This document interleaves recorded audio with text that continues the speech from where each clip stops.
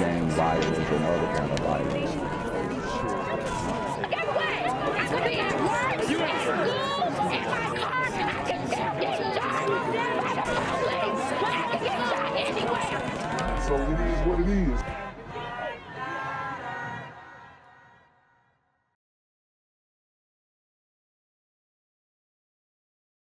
What's good, Shadow Realm? It's a Black Gen Z Mindset. Make sure you go ahead and like, comment, share, subscribe, and let's get into the video. Investigators are no closer to solving a man's murder now than they were nearly 10 years ago. The Georgia Tech grad was shot and killed during a robbery in East Atlanta. News Edge reporter Kim Loeffler spoke to his family. Georgia Tech graduate shot 10 years ago in East Atlanta. And guess who done it? I mean, they don't have any suspects, but it was a robbery. And it just kind of makes you realize that we've been in a dangerous predicament in the community for a long time. Okay? And we know East Atlanta is very rough. Okay? We know it's extremely rough. And people brag about being from East Atlanta and it being rough. I'm not just making this up. As a matter of fact, Gucci Man has, named himself East Atlanta Santa. Okay? So, these guys know that if they target somebody who is assumed to be weaker, okay, then they're going to have the upper hand. These super gremlins are on demon time As they beg for answers in this cold case. He was easy to be around. I miss him. The family of 33-year-old Patrick Cotrona can't believe he's been gone for nearly 10 years. For it to be 10 years as a cold case, it starts to feel a little bit like maybe we're never going to see justice. It also concerns me that these individuals probably went on to commit more crimes and hurt other people. On May 25th, 2013, the video game engineer and Georgia Tech grad was shot and killed during a robbery on May Avenue near Flat Shoals Avenue in East Atlanta. He and two friends were on their way to a pub at the time. Police say the suspect took off in a dark-colored four-door vehicle. He was a Renaissance man, truly.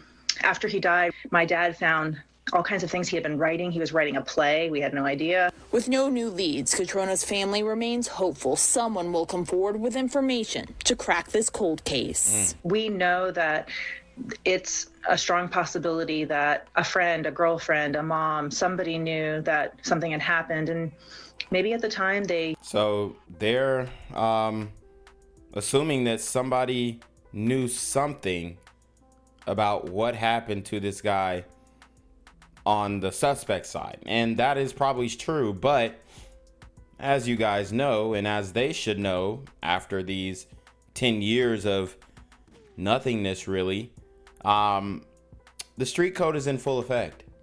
No snitching is in full effect. So you're not gonna have anybody from the community, dusting off the archives to solve the murder of a 33-year-old white, tech guy. It's not gonna happen. Not coming from the community, of course. Okay? I mean, that's just a hopeless idea to even think that the community is gonna come forward and do the right thing. I mean, it's absurd that she would even assume that could be a possibility. didn't want to step forward. But enough time has gone by that we're hoping that maybe somebody will now step forward and say, we know something and we can help get you some answers. There's currently a $25,000 reward for any information leading to an arrest in this case. If you have any information, you're asked to contact Crime Stoppers, and you can remain anonymous. In East Atlanta, Kim Loeffler, Fox 5 News. Police say they need help finding a man who shot at random people on the street. In the surveillance video, you can see the suspect walking to a stranger and then opening fire. Channel 2 investigative reporter Mark Winnie is live tonight. And Mark, detectives have tied this suspected gunman to a murder and 2 more attempted murders. So you guys heard it. Super Gremlin on demon time, pulls up and shoots strangers. I've told you guys that this would happen. I've repeated it and screamed it to high heaven that this is the climate that we're in because of the criminal justice reform initiatives that have been pushed. We are in a very dangerous time right now because nobody's pushing back on this. And in Atlanta, the court systems are slow. I got a ticket from September that, I don't know, my file, I think the officer who gave me the ticket ended up quitting, and my file is just lost in the ether of the courtroom. I hired lawyers and they're on it, but said nothing's coming up. So it's safe to say that there is slippage through the cracks of the legal system in Atlanta, Georgia. And a lot of these guys are slipping through. Hopefully one of our viewers can help with this. An Atlanta police sergeant assigned to a special ATF team assisting with this investigation indicated in this alley, a man was murdered. And through ballistics, video, witnesses, and other means, APD and ATF have now tied the shooter to 2 other violent incidents, all within about 30 minutes last October. So this guy is a serial shooter. Okay? I mean, this is... You want to talk about serial deleters? I mean, we've got them in the community. We've got them galore. And this is something that isn't discussed either.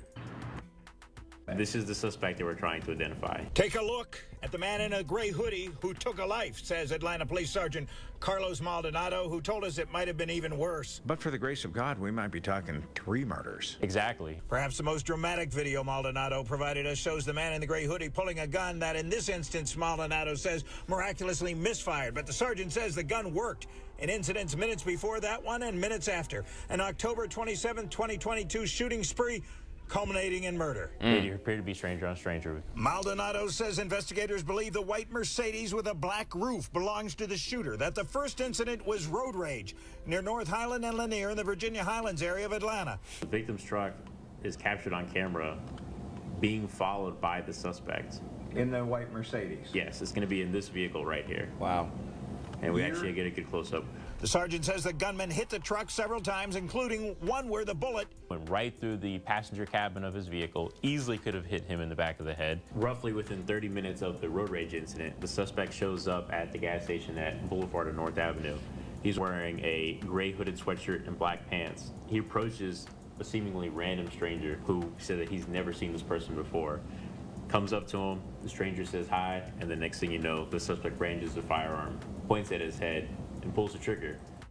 Woo! And this is the mentality in the community. I'm gonna tell you right now, you got this super gremlin coming up to me, hoodie on, in the, like, I mean, it looks like it's October, right? It's the fall. I think that's what they said last October, and it's, I mean, it can't be that cold, right? You got your hoodie tied up all the way. You know, you're in the shade. I mean, the logistics aren't there. The math ain't mathin'. As to the attire, the fit is just not mathin'. So, I mean, it's crazy. It really is. And it's like, you don't know who to look out for. I mean, you do know who to look out for, but I mean, these things, they happen in the blink of an eye. But the gun malfunctions and the victim's able to escape. Maldonado says a windy surveillance camera shows the gas station victim running away and the man in the hoodie pursuing but then seemingly giving up. But soon after, he circled around into an alley where he murdered homeless man Ned Jackson. So the suspect's made his way around the block and he's emerging from the shadows. You can see his gray hooded sweatshirt. He's going to approach the victim who's over here against the building. All you see is a small flash and that's when the homicide occurs. Maldonado told us he's assigned to work with the Bureau of Alcohol, Tobacco, Firearms, and Explosives NIBIN Enforcement Team. NIBIN, short for the National Integrated Ballistics Information Network. A database of thousands of cartridge casings from crime scenes and test-fired guns, which takes advantage of the unique marks each gun leaves on casings. And that's how the road rage incident and murder were matched to the same weapon. If you will, the firearm has its own fingerprint that's left behind on each casing that's recovered from a crime scene. He says Crime Stoppers Atlanta and ATF have combined for a $5,000 reward for information leading to the arrest of the suspect, now wanted for Ned Jackson's murder and for aggravated assault against each of the other two victims. And through the use of a numerical code given to a tipster, even an anonymous tip can lead to a reward. So hopefully one of our viewers calls Crime Stoppers. Now, a man who identified himself as the victim in the road rage incident said he simply said, quote, "Really, dude," unquote, to the driver of the white Mercedes who blew through a stop sign. The Mercedes followed him, and eventually the driver fired at him. And this guy is still on the streets, mind you. These super gremlins are on demon time. One bullet coming so close, it shattered the victim's interior rearview mirror close to his face. He said the shooter shot out both his front tires. He provided photos we used in our report. Reporting live, Mark Winnie, Channel 2 Action News. Such a dangerous and volatile situation, Mark. Thank you very much for that. And we want to give everybody one more look at the surveillance video of the gunman. If you think you know him, please. He look like Lil Meech, don't he? The man look like Lil Meech. Call Crime Stoppers. The number is 404-577-8477. A $5,000 reward is being offered for information that leads to an arrest. Yo, what's good, BGZM News 17 family? I'm at the corner of Jesse Jackson and Marcus Garvey, and I got some bad news for you. As you can see, I lost my job.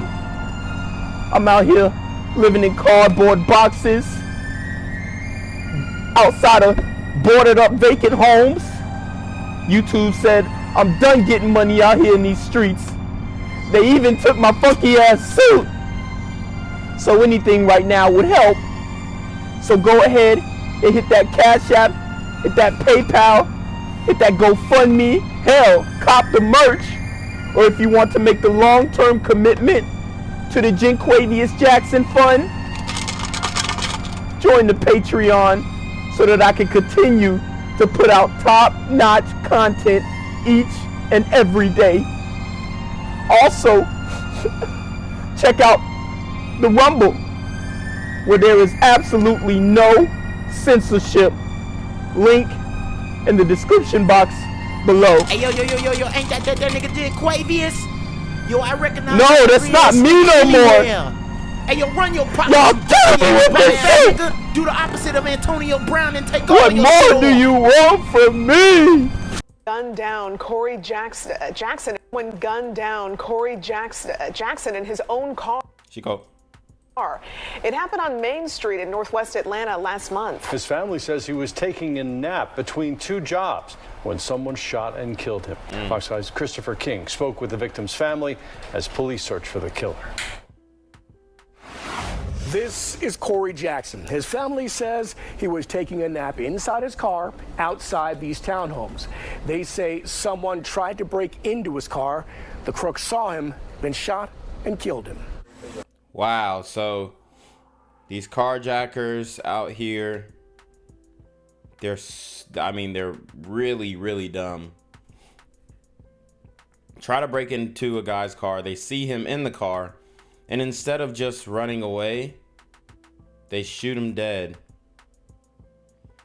So instead of, just getting a, carjacking charge or whatever, you also rack up a homicide. I mean, the logic doesn't make any sense. But we all know that we are very used to this train of thought, covering this type of content, because we all know these super gremlins, are on demon time. One day at a time, but for me, it's been 1 hour at a time. The past few weeks, agonizing. It hurts. It hurts. Kalena Davis says her son, Korri Jackson, was working 2 jobs. So he would get off one job and go directly to the next. Damn. He parked outside his girlfriend. And this is another example of the worst of us taking out the best of us. Said this multiple times. The hard-working brothers, the Malcolms, okay? And if you guys don't know what a Malcolm is, they are the massively attractive or mildly attractive or, mildly attractive, lucrative, communicative, operational, likable man, okay? And obviously, I break down the tiers of Malcolms on my other channel, hashtag Reclaim Your Throne, if you want to check that out. But, you know, this is a very rough one that we in the city of Atlanta, we feel this one. Well, I mean, all the cognizant black men feel it. You know, these super gremlins, most likely they don't. Okay, they don't care. They're smoking on a veteran pack. You know, that's the mentality that's going around in the community. And we have a op culture. Okay, a lot of these dudes, they want to catch bodies. That is the culture now. To catch a body is to, you know, it's almost like in the community to catch a body, it's coming into your manhood. It's like a freaking bar mitzvah, a demonic bar mitzvah or something. His home in Northwest Atlanta on April 20th to take a nap. He must have heard them breaking into his driver's side window. Someone shot and killed Korri just as he woke up. His family got the call around 6 in the morning with the worst possible news. All I knew was that he had been shot. At first, they thought he was in the hospital. Then the horrible truth set in. They told us that there was no need to transport, so I lost it. Korri was a specialist in the Army and the National Guard. He was just a sweet soul. He served as a civil engineer. He'd just gotten a promotion as a sales rep at his day job. He was just everywhere for everybody, and it just amazed me how he was able to do that. He also worked at night booting illegally parked cars. And I was so nervous that would, put him in danger. So he worked at night booting illegally parked cars. And guess what? I'm looking at a post right now on Instagram. The boot girls. The boot girls. Yes, that's right. I've already exposed the boot girls. And they're going around the city of Atlanta and taking boots off of vehicles. The boot girls. Okay? So this hardworking brother, this black man who, said no to the street life and is working very hard and diligently, his work is being undermined by 2 black women in Atlanta rocking poo shiesty masks. This is why we don't respect the boot girls. I just can't fathom them taking his life over something so materialistic as that. And it's just been difficult. The family says they want the killer held accountable. So far, no arrests. In Northwest Atlanta, Christopher King, Fox 5 News. Christopher, thanks. Gang violence and other kind of violence. Guess what? I could be at work, at school, in my car, and I can still get shot by the police. I can get shot anywhere. So it is what it is.